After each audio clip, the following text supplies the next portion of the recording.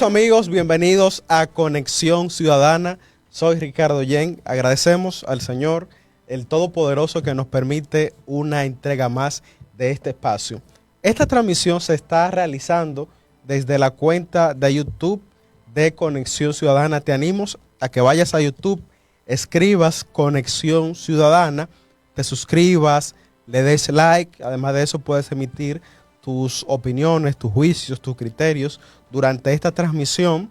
Y además de eso, los videos que están colgados también puedes comentar. Será de gran ayuda y de apoyo para que este mensaje desde Conexión Ciudadana llegue a más personas. De la misma forma, esta transmisión se está realizando desde la emisora digital Cordillera FM en Bonao, que gracias a la magia de las redes sociales podemos llegar a diferentes zonas de la región norte o Cibao, así como de toda la República Dominicana y el mundo, porque las redes sociales han tenido un efecto mágico por la condición de que somos una aldea global y por consiguiente podemos llegar a todas partes por las redes sociales. De igual forma, esta transmisión se está realizando desde mi cuenta personal de Facebook como Ricardo Yen RD. Puedes seguir esta transmisión, emitir tus comentarios, darle like y compartir además, y que este mensaje pueda llegar a los ciudadanos. Desde Conexión Ciudadana, la misión histórica y social de Conexión Ciudadana es poder acompañar a la población en sus reivindicaciones. Por eso abordamos 4 temas que son fundamentales para la vida nacional y por vía de consecuencia para la formulación de políticas públicas. Estamos hablando de economía, de política, problemáticas sociales y además de eso de medio ambiente. 4 temas transversales que son de interés para la población de Bonao y para toda la República Dominicana. Como hemos dicho e insistimos en esta posición, nosotros creemos en un periodismo de soluciones. Es decir, donde no solamente se presentan cuestiones y problemas, sino que ser una vía de contacto, un vaso comunicante para que hayan soluciones oportunas en la dinámica diaria de la población. Señores, como lo habíamos prometido en las diferentes redes sociales de Conexión Ciudadana, el día de hoy tenemos un joven bastante talentoso que va a estar ahora o está ahora y en Conexión Ciudadana para abordar diferentes tópicos en este espacio de entrevista en exclusiva en Conexión Ciudadana. Como hemos dicho, es un joven talentoso, oriundo de Villa Altagracia. Estamos hablando de Emilio Doñé. Emilio Doñé es ingeniero en software, es egresado del ITLA en la carrera de multimedia. Ha trabajado tanto en el sector público como en el sector privado en desarrollo de software. Es un joven escritor con grandes inquietudes políticas y sociales. Además de eso, fue candidato a diputado por Villa Altagracia. Gracias, Emilio, por haber aceptado la invitación a Conexión Ciudadana. ¿Cómo te sientes? Primeramente, buenas tardes a toda tu prestigiosa audiencia. Encantado de encontrarme aquí con un viejo compañero de ITLA también y joven maravilloso. Y nos encontramos muy bien y privilegiados de estar aquí en este espacio.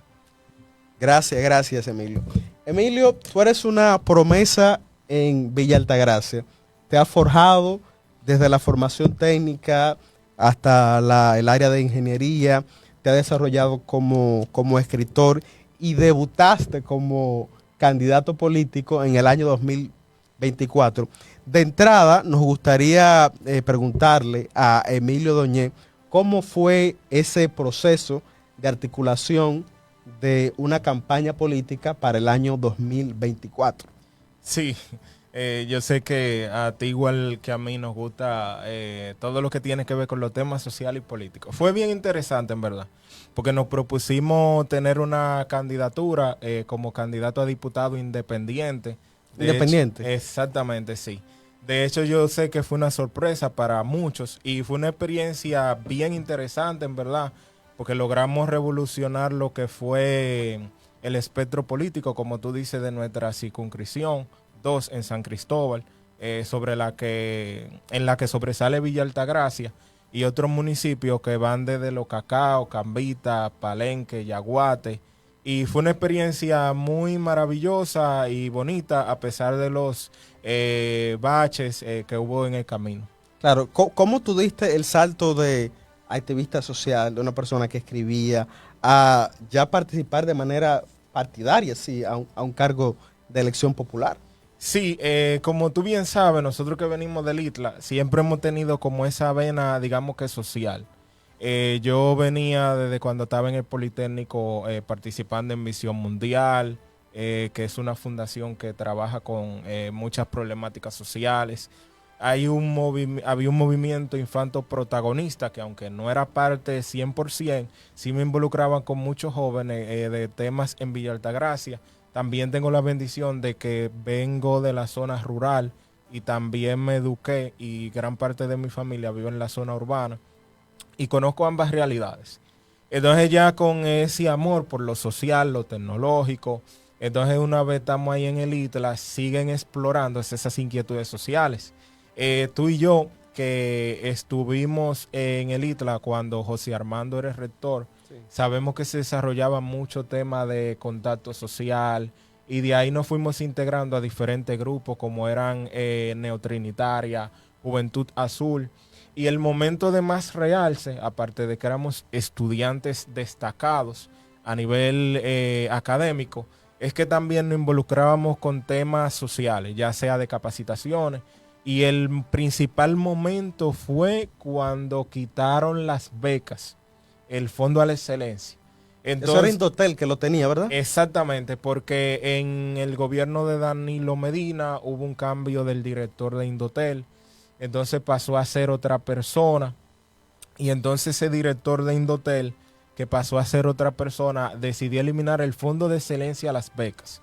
Nosotros los que estudiábamos allá teníamos la cobertura, pero entendíamos que era injusto, que algo que había producido tanto talento, de hecho, cambios. Exacto, de hecho la empleabilidad de los estudiantes del ITLA hoy, bueno, ahora en este gobierno bajó un 92%, pero en ese entonces era de un 96%, que muchos jóvenes como yo, que veníamos de campo, de zona como Villa Altagracia, no la tuvieran.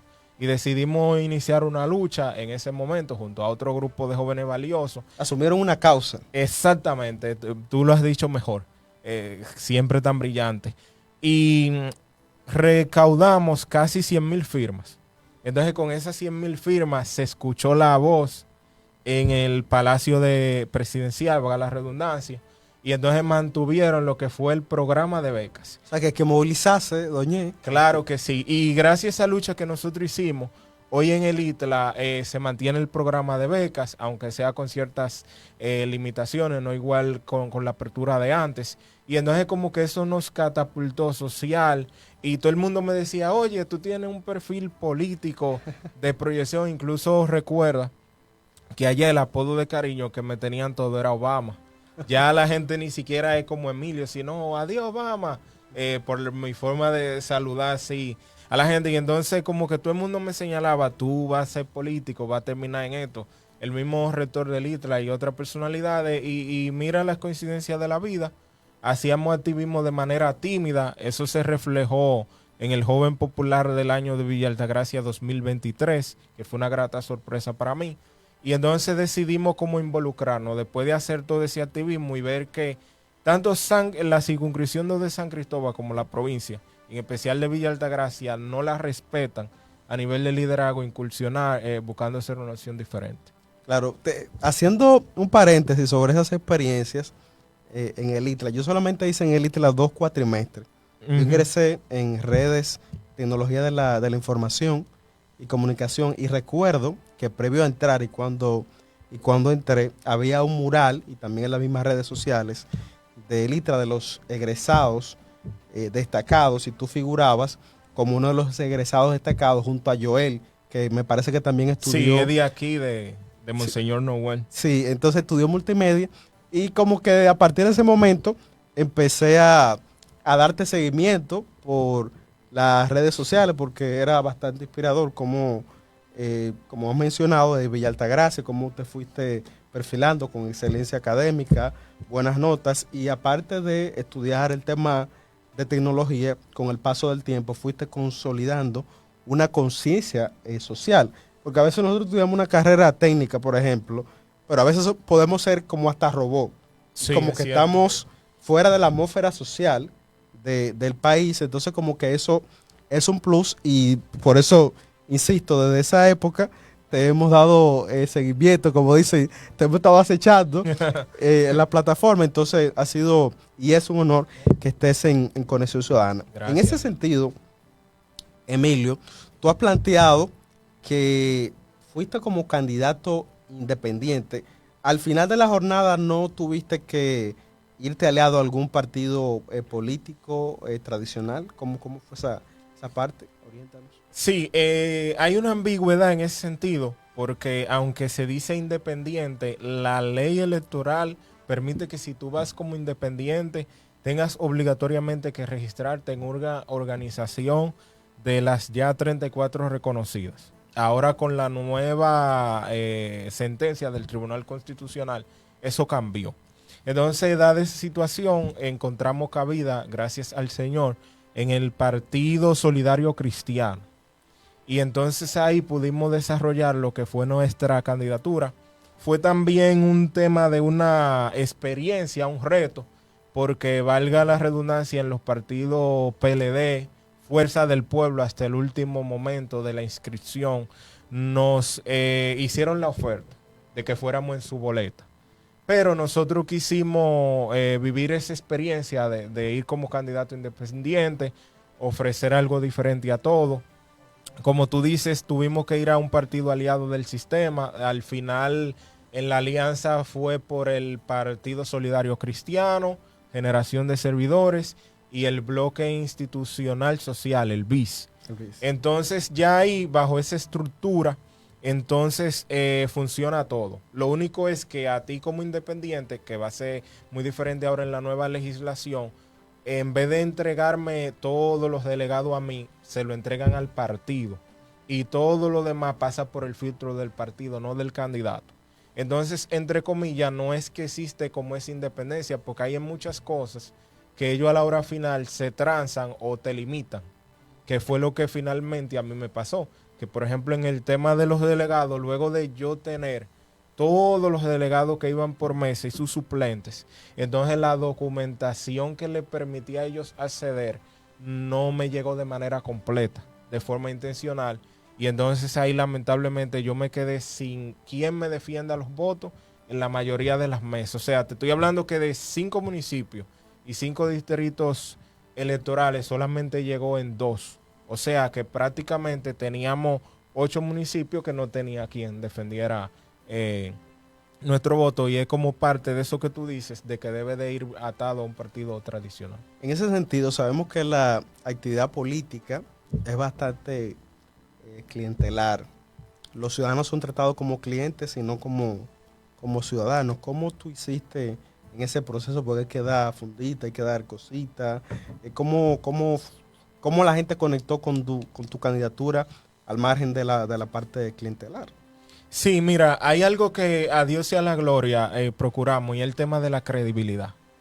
Y es que gracias a Dios, y son de las cosas que en las encuestas se refleja, de que una de las cosas que la gente más valora de nuestra persona es la credibilidad.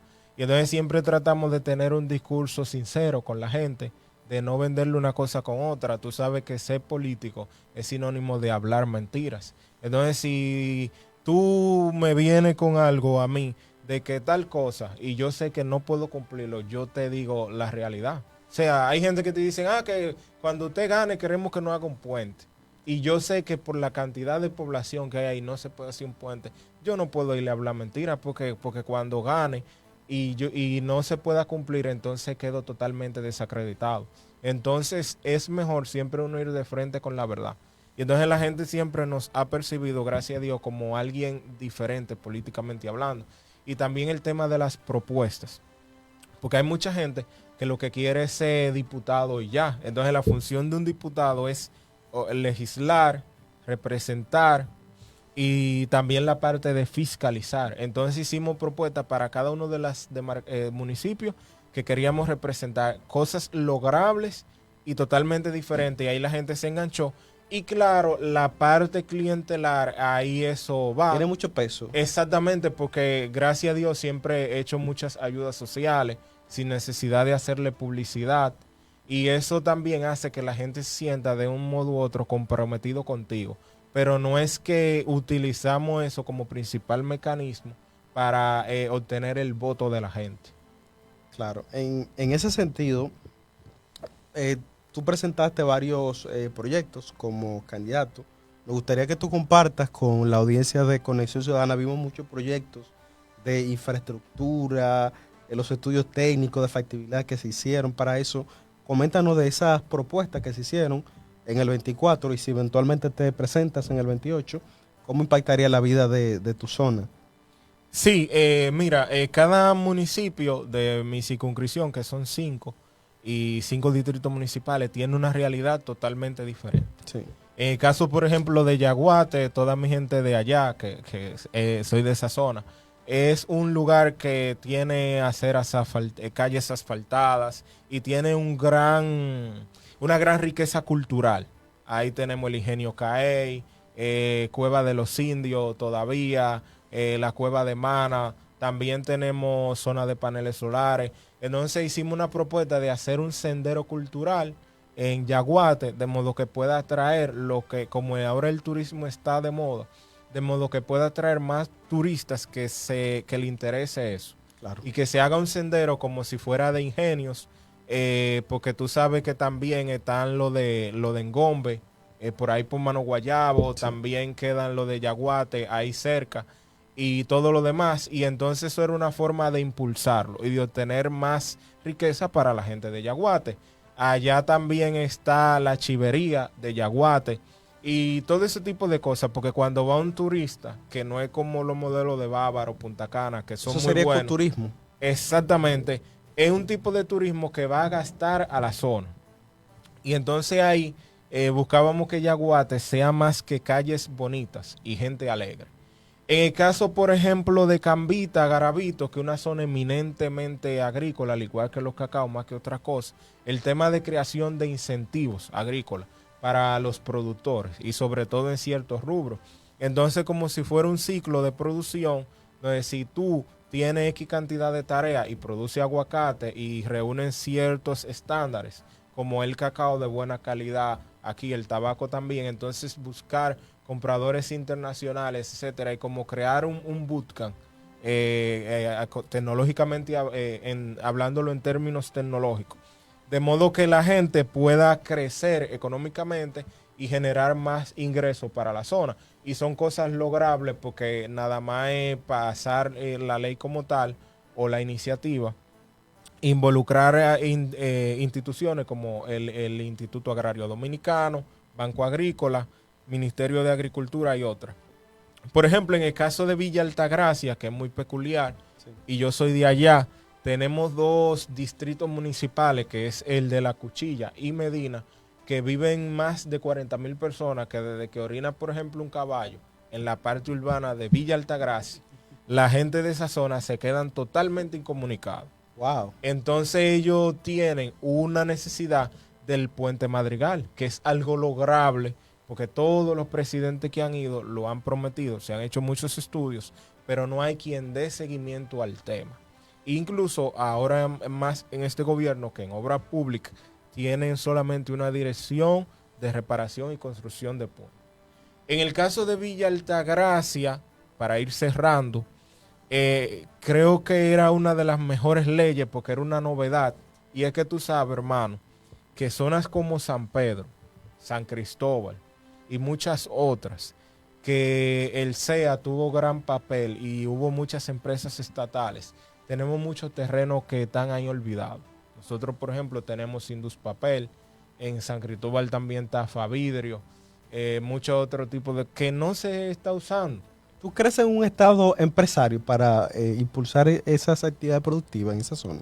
Sí, exacto. Creo cada vez más en la parte del libre mercado, eso ayuda mucho. Entonces, era impulsar una legislación que zonas como esa abandonada se dé un incentivo especial al empresario que quiere invertir para que puedan crear más empleo en la zona. Porque tú tienes zonas como Villa Altagracia, que yo soy Villa Altagraciano, que no tenemos empleo allá neto. Entonces tenemos un 60-70% de la población que para poder ir a trabajar tenemos que hacerlo a la capital o ir a Bonao, exactamente, o a San Cristóbal, lo que son botellas, perdón, corrijo la palabra con todo respeto, los que trabajan en instituciones estatales.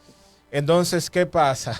Que aparte de eso, pierden las 8 horas de trabajo, pero también pierden 4 horas, 5 horas en el tránsito de los tapones. Por ejemplo, ahorita yo veía en Waze que había un súper tapón, ahora mismo, por el Día de las Madres, a la cual le mandamos muchas felicitaciones, de Santo Domingo a Villa Altagracia, de casi 2 horas. Ahora tiene que estar en casi 3. Entonces los Villa Altagracianos tienen que enfrentar esa situación. Si se produce más empleo allá, ¿qué va a pasar? Que la gente de la zona no va a tener que trasladarse hacia Santo Domingo y lo va a pensar 2 veces. Y encima de eso también tenemos el tema del peaje, que toda la clase política se ha querido hacer el gracioso porque era algo que lo sabían de antemano. Entonces, como tú sabes que en todo se quiere jugar a los reactivos, yo te parto la pata y después te regalo la muleta para que creas que yo soy tu salvador. Entonces, es algo que nos ha afectado a todos, porque no surgió una voz que en el momento dijera, mira, este peaje nos va a afectar a todos. Y ahora el cuento que le venden a la gente es, no, que a última hora se cobró de doble vía. Pero, por ejemplo, yo, que en 2022-23 era una persona sin ninguna influencia política, sin ningún conocimiento de lo que estaba pasando, vi a uno de los asesores del equipo, me dijo, Emilio, uno de los abogados, se llama Ignacio, vamos a redactar una carta a Obras Públicas para que un nuevo peaje que van a hacer en la autopista Duarte lo hagan después de Villa Altagracia. Una, para que los Villa Altagracianos no tengan que pagar el peaje y la mayoría de esos empleos vayan a la gente de allá. En ese momento, a la carta se le hizo caso omiso. Por tema de politiquería, nadie hizo su trabajo y hoy todos los Villa Altagracianos estamos pagando ese plato roto. Porque, por ejemplo, cada vez que yo paso, que vivo en Villa Altagracia, y toda mi familia también es de allá, de la zona urbana, especialmente en la calle Enriquillo, en el barrio Duarte, otros también del distrito municipal La Cuchilla, Los Conucos, Caubal. Tenemos que pagar 200 pesos y a veces yo tengo que pagar hasta 400 y 500, porque para yo agilizar más, uso lo que es la circunvalación para llegar más a tiempo cuando tengo alguna actividad. Entonces, ese proyecto buscaba eso. Pero es algo que está ahí en carpeta y que puede tener mucho futuro dada la situación que vive el mundo hoy actualmente, que muchos capitales se están retirando de otras naciones y lo tienen ahí frisado y quizá vean buena oportunidad de inversión aquí. Claro, señoras, estamos con Emilio Doñé, ex candidato a diputado por Villa Altagracia. Vamos a ir a una pausa comercial y vamos a retornar para seguir en esta entrevista en exclusiva con el señor Doñé. Recuerda que estás en Conexión Ciudadana, donde tu voz cuenta.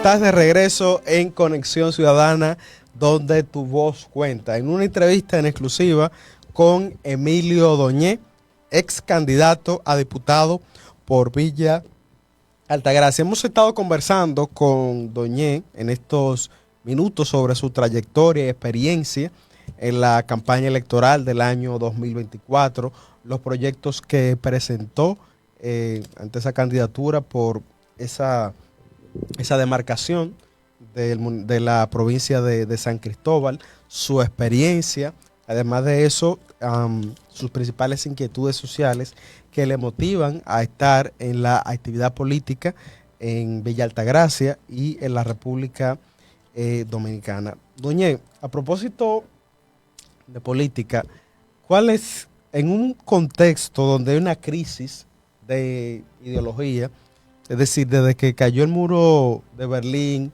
desde que se disolvió la antigua Unión Soviética en el 91, los partidos políticos han entrado en una especie de que no hay ideología?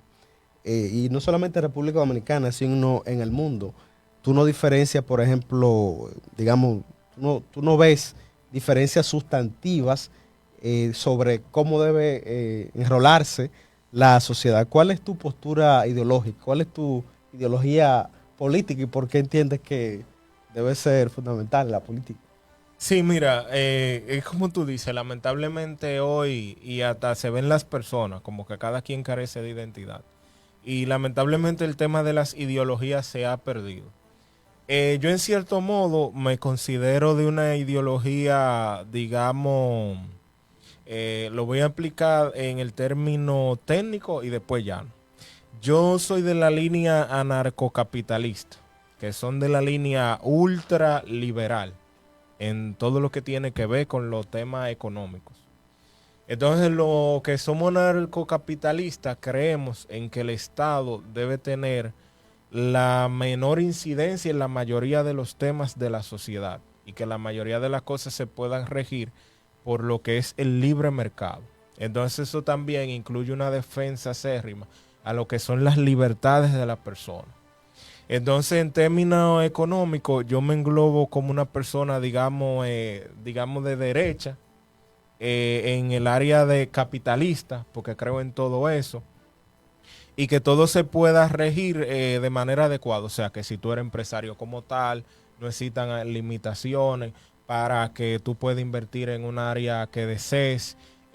Por ejemplo, también eso incluye el tema de los subsidios. Yo no creo en subsidios como tal, porque si tú como área económica necesitas siempre vivir de un subsidio para poder sobresalir, pues deja eso, no emprenda. Aunque claro, en países como los nuestros, todavía no estamos 100% preparados para ese tema de ideología económica tan agresiva. Porque también algo que yo creo, a pesar de que tengo esa línea de pensamiento, es la parte social, de la inclusión. Ahora, también hay un contexto de la realidad social. Exactamente. Entonces, por ejemplo, en países como los nuestros debe siempre tener incidencia la parte de ese estado paternalista o de ayuda social, porque la mayoría de gente aquí vive en condiciones económicas que no son las mejores, porque se habla mucho de que hay crecimiento macroeconómico, pero microeconómicamente la población no siente lo que es ese crecimiento. Entonces, mientras eso exista, siempre entiendo que deben haber esos subsidios, programas de becas, de lo cual yo he sido muy beneficiado, financiamiento a emprendedores como tal, pero de una manera que cada quien cuando pueda caminar, el mercado se introduzca lo menos posible. Sobre todo también en la parte de los mismos impuestos, porque fíjate en algo, quizá aquí decimos que la política de los impuestos debe ser más agresiva, pero si tú ves lo que lamentablemente la clase política, no tiene mucho sentido. Porque cuando tú ves para qué se toman la mayoría de los préstamos, de los impuestos que paga la población, entonces no tiene mucha base el que apliquemos ese modelo, si no está todo organizado arriba. Entonces creo mucho en los valores tradicionales, aparte de que tengo una visión liberal económica, que es en que la familia es la base de todo, porque la familia es la base de esa sociedad, porque nosotros como individuos somos quienes la sustentamos. Entonces, para que la familia sea la base de la sociedad, debe existir lo que es el matrimonio, el derecho a una buena educación, a la salud de las personas. Creo también el tema de, como lo dice la ciencia, de que el hombre nace, de que la persona nace hombre, nace mujer como tal. El mismo tema del aborto también. ¿Estás en contra del aborto? Exactamente. Porque el mismo tema de las tres causales que se explica, eso está más que claro y es lógico y se hace actualmente. Porque si, por ejemplo, una mujer va con un tema de una situación de salud complicada, pues lógicamente el médico, y es lo que debe suceder, debe poner la vida de la madre por encima de lo que el niño o el feto como tal.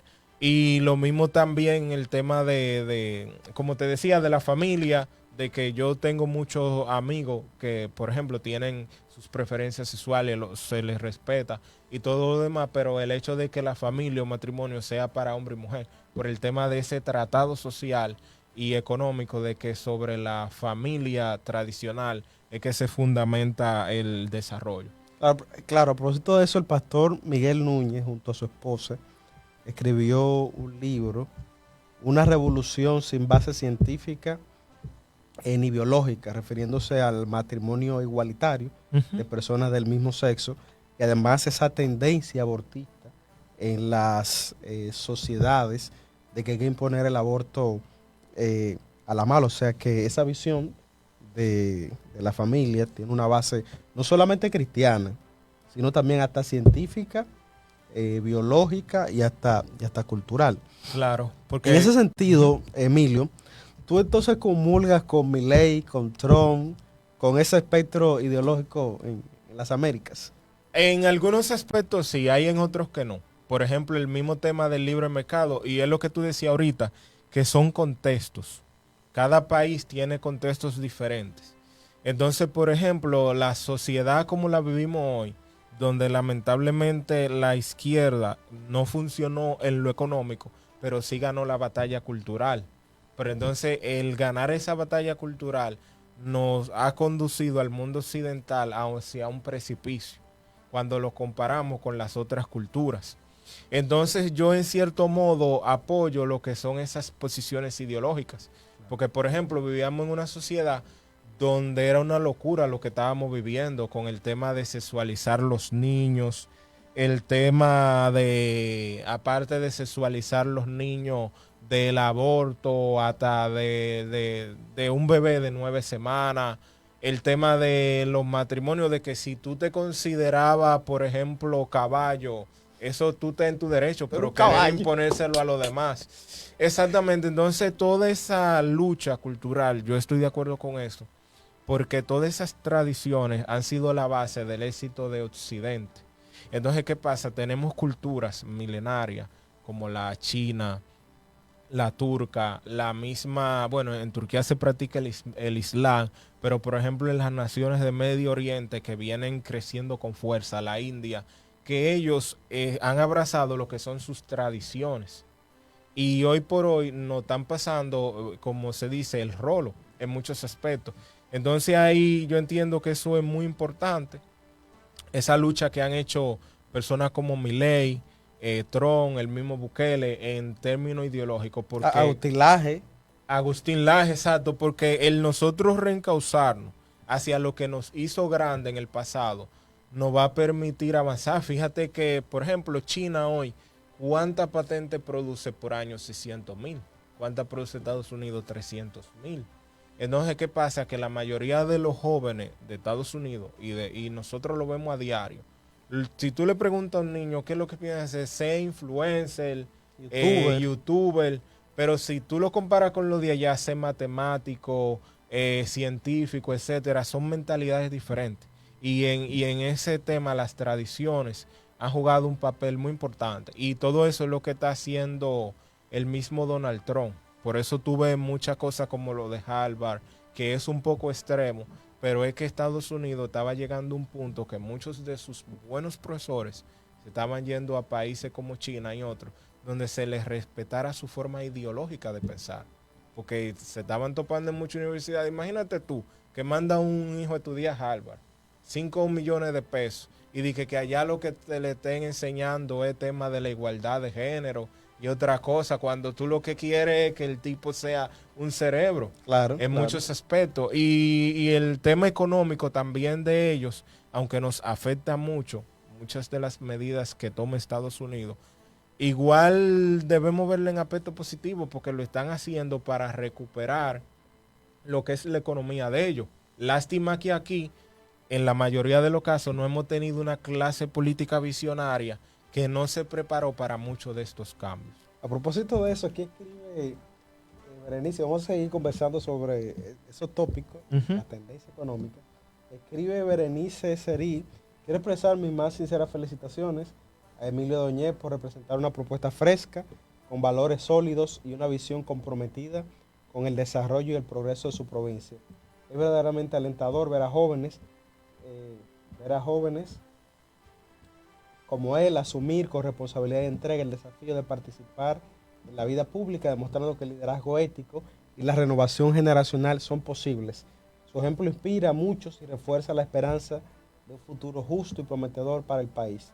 Aprovecho esta ocasión para plantearle una pregunta que considero significativa. En un contexto nacional marcado por múltiples desafíos, ¿cuál consideras que debe ser la prioridad número uno en la agenda de un líder político con visión de futuro y por qué, Emilio? Sí, mira, gracias a Berenice por esa valoración. La gloria sea para el Señor. Dios te bendiga mucho y espero en Dios no defraudarte. Mira, esa pregunta es muy importante porque el mundo está enfrentando muchos desafíos. Ahora mismo nosotros lo que necesitamos es políticos que tengan experiencia y visión de Estado y de muchos de los temas, sobre todo en la parte geopolítica. Y por eso yo abogo que se levante una nueva generación que no solamente puedan desarrollar el liderazgo clientelar, sino que puedan sentarse en una mesa a trabajar los temas de visión, el problema de la educación, que aquí es grave, se está yendo la mayoría en nóminas. Entonces, sobre la educación es que descansa el futuro de nosotros como país. Cómo hacerle frente a todas estas medidas turbulentas que está tomando la administración de Estados Unidos con Donald Trump, que aunque son de muchos beneficios para ellos, para nosotros como nación nos hiere mucho, porque no nos preparamos para muchas de esas medidas. Entonces son de las cosas que hay que irnos reorientando. El mismo tema haitiano también, que es sumamente importante, que aunque todos somos negros, como quien dice, pero es como decía el profesor Iván Gatón, el tema del software es muy diferente de un lado y otro. Entonces entiendo que el tema económico, mi hermano, es el más prioritario que se debe analizar aquí. ¿Por qué? Porque ante los desafíos que tiene el mundo de la inteligencia artificial y todo lo demás, nosotros nos vamos a quedar muy rezagados en esos aspectos. Vamos a perder el tema de competitividad. Debe haber una mejor distribución de las riquezas. Y cuando hablo de distribución de las riquezas, no hablo de quitarle a los ricos para darle a los pobres, sino que ese crecimiento macroeconómico sienta microeconómicamente en la gente. ¿Por qué? Porque no podemos llegar a un sistema donde vengan falsos líderes, como ha pasado en muchas. Ahí vienen los antisistemas. Exactamente, de que nos enfrente a los pobres con los ricos. Y yo entiendo Esa confrontación, ¿verdad? exactamente de clases. Entonces, si no se corrige esos aspectos de esa mejor distribución y del tema económico, entiendo que estaríamos muy mal. Te estoy mencionando, por ejemplo, el caso de mi pueblo, Villa Altagracia, Patria Chica, que ahora mismo es una caldera a punto de explotar porque por el tema económico. Porque básicamente, fíjate que la economía, cuando tú analizas los grandes pensadores, a excepción de Marx, pero si tú analizas a Adam Smith, ellos no te hablan de que se viven en democracia, dictadura o lo que sea. A la economía no le importa eso. Si la gente está bien económicamente, no le importa en el modelo que viva. Entonces debemos de pensar en eso, que aunque somos uno de los países con más estabilidad en la región, si no mejoramos el tema del modelo económico y que se haga una mejor distribución de la riqueza, se puede ir todo a pique y nos pueden engañar esos falsos héroes. Hay un tema así que, sobre el tema de la distribución de la riqueza en la República Dominicana, y ha tocado un punto bastante interesante sobre si no se mejora esa parte, ese indicador, pues estaríamos a las puertas de un vengador social, de un antisistema o de un Chávez dominicano que rompa la regla de juego y se va el país hasta el carajo. Entonces, el liderazgo político no ha hecho conciencia de eso. Los partidos que han estado en el poder, ¿cree que le temen demasiado a los grupos económicos? ¿O qué ha pasado? Sí, es como tú dices, una parte de no hacer conciencia. Yo entiendo que todos los que han sido presidentes han tenido la mejor intención de hacer las cosas bien, porque yo no creo que nadie que sea presidente quiera salir mal de ahí. Pero ha faltado el tema de la conciencia, porque el tema aquí es, y es lo que pasa gobierno tras gobierno, que te sube tú a presidente con una persona con un brillante. Claro, todavía estoy poniendo un ejemplo porque yo sé que va a seguir adquiriéndome experiencia en el tiempo tú. Y, por ejemplo, sabe todo lo que hay que hacer, pero entonces después viene el amiguito de Samaná que dice, que si usted me vota a tal persona, que si no me arregla tal cosa, entonces vamos a perder los votos. Y tú pensando en reelección, no hace lo que tiene que hacer, o sea, la voluntad política se te va. Entonces falta ese tema de la conciencia y la voluntad política para corregir las cosas.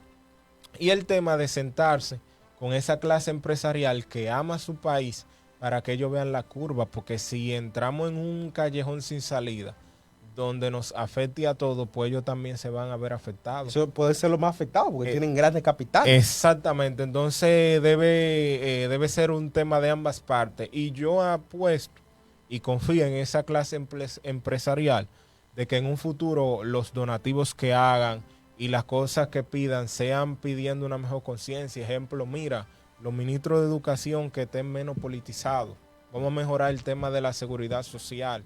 Muchos otros aspectos que eviten, como tú decías ahorita, que vengan falsos héroes como un Chávez o algo que nos lleve a un callejón sin salida. Claro, señores, estamos con Emilio Doñé, ex candidato a diputado por Villa Altagracia, analizando temas fundamentales de la vida local y además de eso, de la vida nacional en un contexto internacional convulso. Vamos a ir a una pausa comercial. Recuerda que estás en Conexión Ciudadana, donde tu voz cuenta.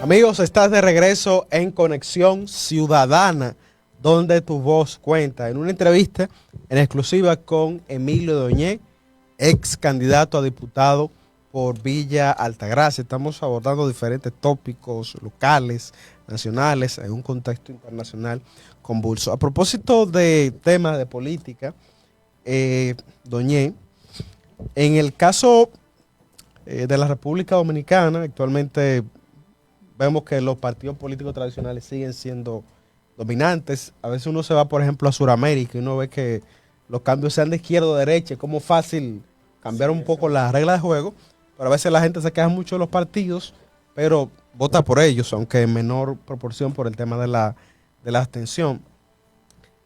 El panorama para el año 2028, ¿cómo lo ves tú? Sabemos que falta mucho tiempo, pero ya hay tantos equipos presidenciales en los diferentes partidos, tanto del gobierno, el oficialismo, como de la oposición. Cuéntanos tu perspectiva en torno a las próximas elecciones del año 2028 y sus respectivos candidatos o posibles candidatos. Sí, mira, ojalá nosotros tener una bola de cristal.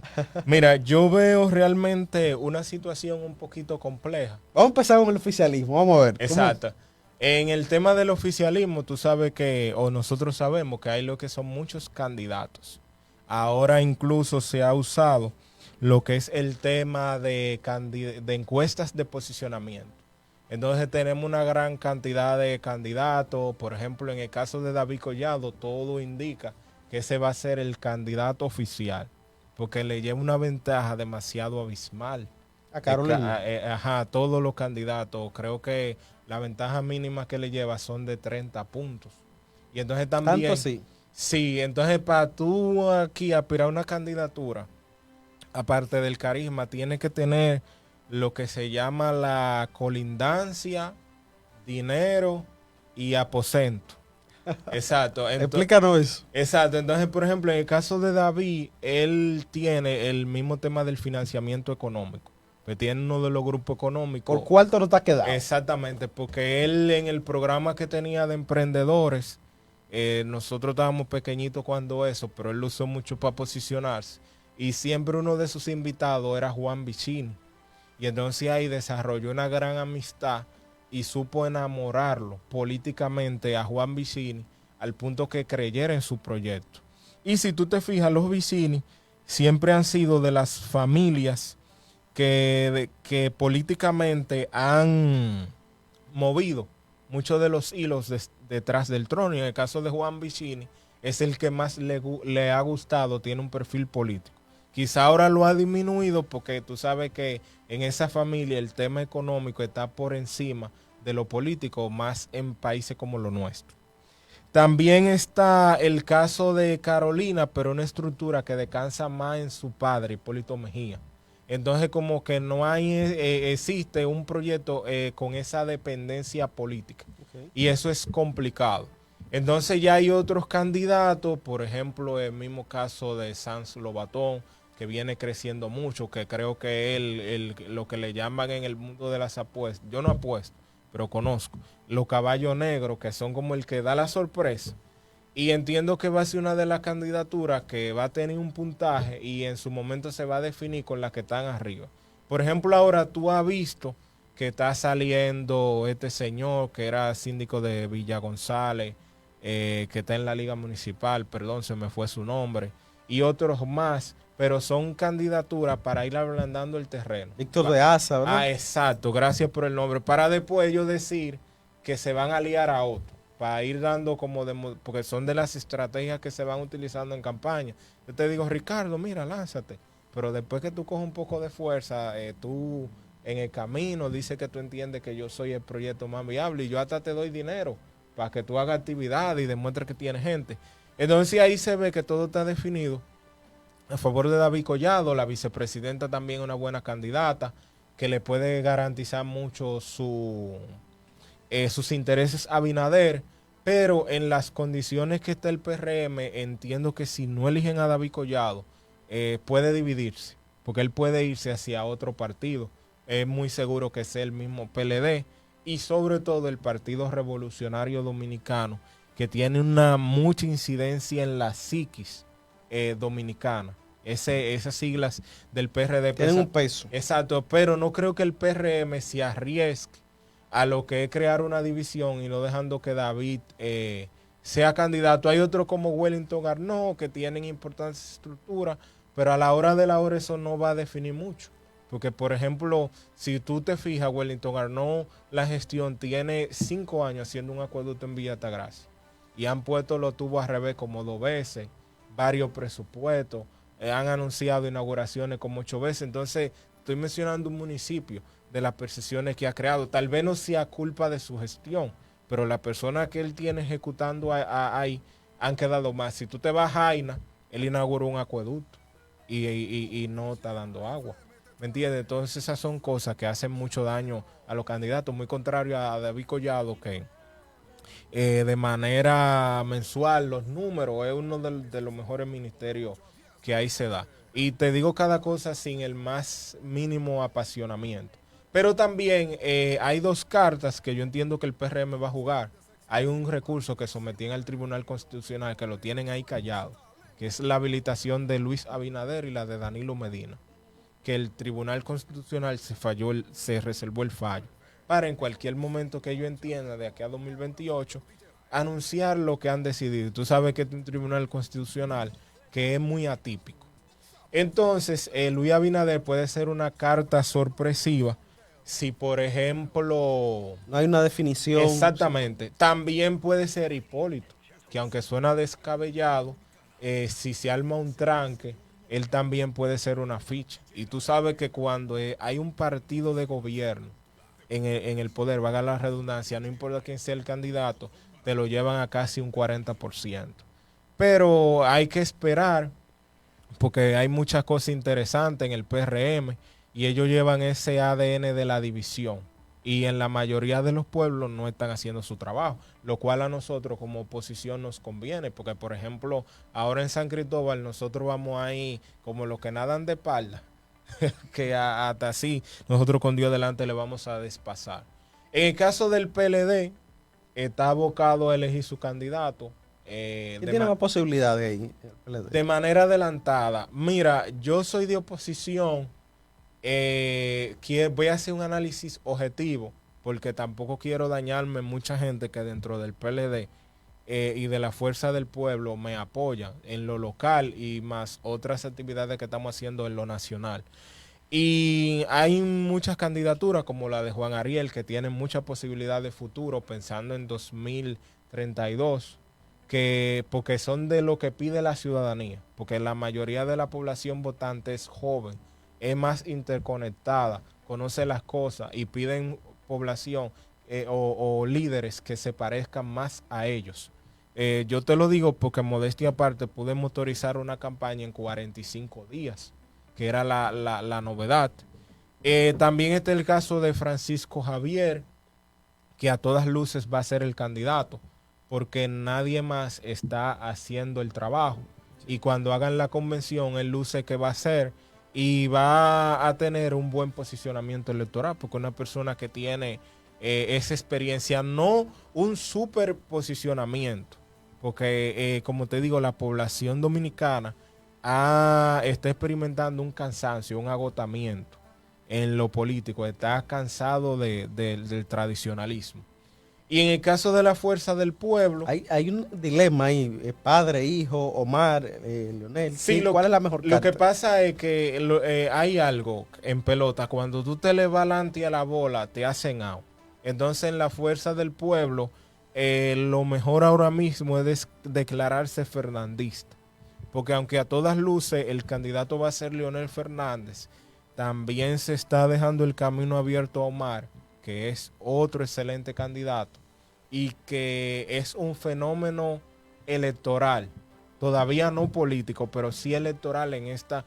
Cuando digo fenómeno electoral es porque ayer, por ejemplo, en las pasadas elecciones... Si puedes establecer esa diferencia de fenómeno político electoral. Me explico, por ejemplo, en la pasada elección en mi pueblo, digamos que yo fui en mi circunscripción un fenómeno electoral.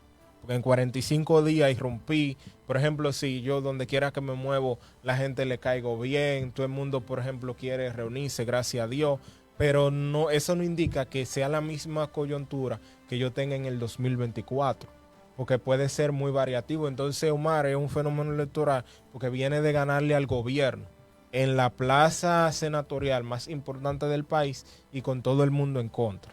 Pero puede que mañana, con lo tan cambiante y líquida que esta sociedad, mañana pueda aparecer otro líder que sea la sensación. Porque, por ejemplo, David Collado dice, no, que le inflan los números. Pero, señores, lo que hizo Omar, acuérdate que en 2016 David Collado derrotó a Danilo Medina, que sacó la votación más alta después de Joaquín Balaguer en la historia democrática del país. Entonces él venció al Estado contra un alcalde como Roberto Salcedo, que era de los más populares. Pero sin embargo, el momentum de David en el 20 no era el mismo, aunque tenía altas posibilidades. Entonces eso cambia. Entonces, valga la redundancia, en la fuerza del pueblo van a tener esas dos opciones de candidatos ahí. Y entiendo que aunque se proyecta que Leonel va a ser el candidato, también Omar puede ser la gran sorpresa del escenario ¿Le conviene político. más a la fuerza del pueblo llevar a Omar que a Leonel? Entiendo que eso es algo que el tiempo lo va a decir, las circunstancias, porque esto es algo que va cambiando día a día. Porque como te digo, la política es una carrera de resistencia. Entonces hay momentos donde, por ejemplo, como etapas como la que yo estoy, que tú entres en una etapa de trabajo por debajo y de silencio, y tú dejas que los demás se vayan en cierto modo delante.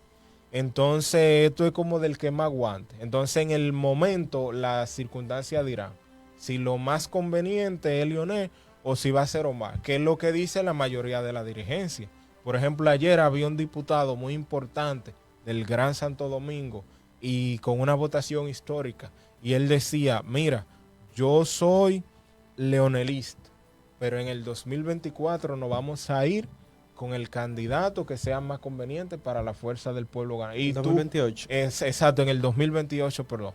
Y tú has visto los mismos movimientos de Félix Bautista y muchos otros más. Y tú, bueno, que conoces mucho al presidente Fernández y que trabajaste en la Fundación Global y a Omar, tú sabes que se va a elegir lo que sea más conveniente, porque son personas muy razonables los dos y que no van a entrar en una lucha política de padre e hijo. Lo mismo el PLD, si habilitan a Danilo Medina, aunque esté Francisco Javier, Domínguez Brito, Juan Ariel, Margarita y muchos otros que son valiosos, si Danilo es el que les representa mejor posibilidades de competir y ellos lo habilitan, ellos le van a dar cancha abierta para que compita Danilo, porque la política es un tema de realidades y de lo que conviene. Ahora, lo que nosotros como actores políticos tenemos que tratar es que dentro de esa conveniencia, sobre todas las cosas, se imponga lo que más le convenga a la ciudadanía dominicana. Claro, en ese sentido, aquí comenta Frailin Martínez, buenas noches. Gracias, Frailin, por tu sintonía en Conexión Ciudadana. Dice Frailin, el mejor candidato que tiene ahora mismo se llama David Collado por su vasta experiencia, tanto como alcalde, como los diferentes ministerios que ha ocupado, que ha realizado un trabajo excelente donde quiera que ha estado. Eso comenta Frailin Martínez durante esta transmisión en Conexión Ciudadana, en esta entrevista exclusiva con Emilio Doñén. Emilio, muchas gracias por haber aceptado la invitación a Conexión Ciudadana y compartir tus conocimientos, tu experiencia política con todo el municipio de Bonao y además de eso con la República Dominicana. Las gracias a ti, mi hermano. Siempre es de bendición compartir contigo, aprender también de tu análisis, porque te digo, tú eres una persona brillante, al cual Gracias. le tengo mucha admiración. Y a la gente, como le dije ahorita, hoy sacamos un espacio para venir a tu prestigioso programa. Estamos en una etapa de trabajo en silencio, porque ya en las próximas semanas, meses, le vamos a estar anunciando la estructura política de oposición, por la cual vamos a estar trabajando de cara al pueblo y garantizar nuestras propuestas y sobre todo devolverle respeto que ha perdido San Cristóbal y sobre todo la circunscripción 2, donde sobresalen Villa Altagracia, Yaguate, Los Cacao, Cambita Garavito y Palenque. Y de verdad que Dios los bendiga a todos y gracias por la oportunidad. Gracias, Emilio. Señores, hemos llegado al final de esta transmisión. Gracias a todas las personas que se conectaron en esta transmisión en Conexión Ciudadana, tanto en Facebook como YouTube, sus comentarios. Agradecemos que nos hayan sintonizado y porque ustedes son valiosos para Conexión Ciudadana. Asimismo, aprovecho ya en víspera de la celebración del Día de las Madres, externar mis felicitaciones a todas las madres, madres esforzadas, loables. Ustedes en gran medida han contribuido a que uno sea lo que uno es hoy y a lo que será en el futuro inmediato. Dios les bendiga. Recuerda que estás en Conexión Ciudadana, donde tu voz cuenta. Nos vemos en una siguiente entrega.